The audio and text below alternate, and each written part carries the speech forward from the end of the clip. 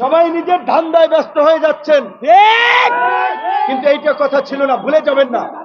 ইতিহাস বড় নির্মম এবং নিষ্ঠুর, ইতিহাস কাউকে ক্ষমা করে না।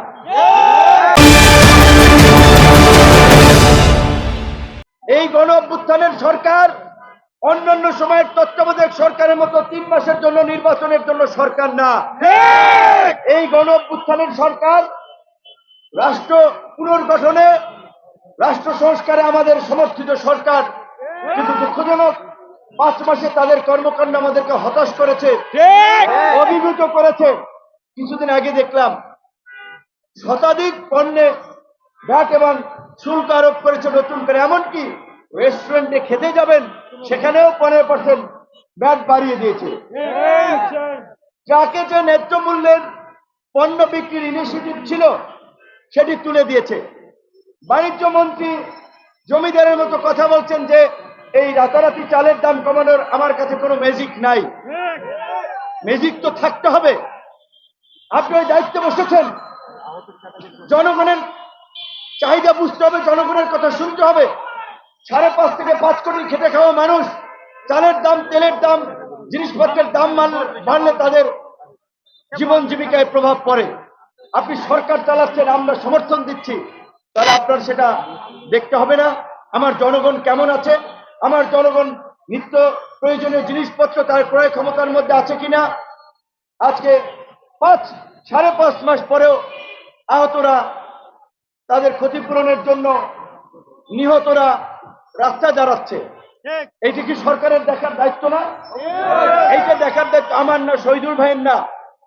এটার জন্য একটা ফাউন্ডেশন করে দেওয়া হয়েছে, ফাউন্ডেশনের সাধারণ সম্পাদক বানানো হয়েছে একজন ছাত্র নেতা, আবার একই সাথে সে নাগরিক কমিটির মুখ্য সংগঠক। নাগরিক কমিটি আন্দোলনের নেতাদের একটা বড় প্ল্যাটফর্ম, এখানে অনেক কাজ আছে। এখন জুলাই ফাউন্ডেশনের দায়িত্ব পালন না করতে পারলে, যে ফ্রি আছে, যে সময় দিতে পারে, যে দরদ দিয়ে কাজ করতে পারবে, তাকে দায়িত্বটা দেন। দায়িত্ব নিয়ে বসে থাকলাম, কাজ করতে পারলাম না, তাহলে কি হলো? আমি সরকারের প্রতি এবং এই জুলাই ফাউন্ডেশনের সাথে যারা সংশ্লিষ্ট আছেন তাদেরকে আগামী 15 দিনের মধ্যে নিখুঁত নিহতদের তালিকা এবং আহতদের তালিকা করে, আহতদের ক্রাইটেরিয়া ভেদে অবশ্যই তাদেরকে মিনিমাম 50 লক্ষ টাকা করে আহতদের সহযোগিতা করতে হবে। আমাদের দাবি এবং যারা নিহত হয়েছে, প্রয়োজন যদি 800 ধরেন, 1000 ধরেন, তাহলে 1000 মানুষকে 1 কোটি টাকা করে দিলে 1000 কোটি টাকা লাগবে। একজন পিকে হালদার 10,000 কোটি টাকা নিয়ে গেছিল। এক এসালম 14টা ব্যাংক খাইয়া ফেলাইছে। সালমান এফ রহমান এক জনতা ব্যাংক থেকেই প্রায় 30,000 কোটি টাকা ঋণ আপনার মৌকুব করে, তসরুপ করে সুযোগ সুবিধা নিয়েছে। এই রকমের মাফিয়ারা তো মিনিমাম 50টা আছে, যে এই 50 মাফিয়াই প্রায় দেশের ব্যাংক থেকে, আর্থিক খাত থেকে অন্তত 2-4 লক্ষ কোটি টাকা গায়েব করে দিয়েছে। তাহলে যাদের রক্তের বিনিময়ে, ত্যাগের বিনিময়ে, প্রাণের বিনিময়ে আমরা এই নতুন বাংলাদেশ পেয়েছি, আমরা রাজনীতি করছি, এমপি হওয়ার স্বপ্ন দেখছি, সরকার গঠন করার স্বপ্ন দেখছি, একজন বিশ্ববিদ্যালয়ের ভাইস চ্যান্সেলর হচ্ছেন, সচিবালয়ের সচিব হচ্ছেন, পুলিশের আইজিপি হচ্ছেন, ডিআইজি হচ্ছেন, এদের কথা কেউ ভাববেন না। সবাই নিজের ধান্দায় ব্যস্ত হয়ে যাচ্ছেন, কিন্তু এইটা কথা ছিল না, ভুলে যাবেন না।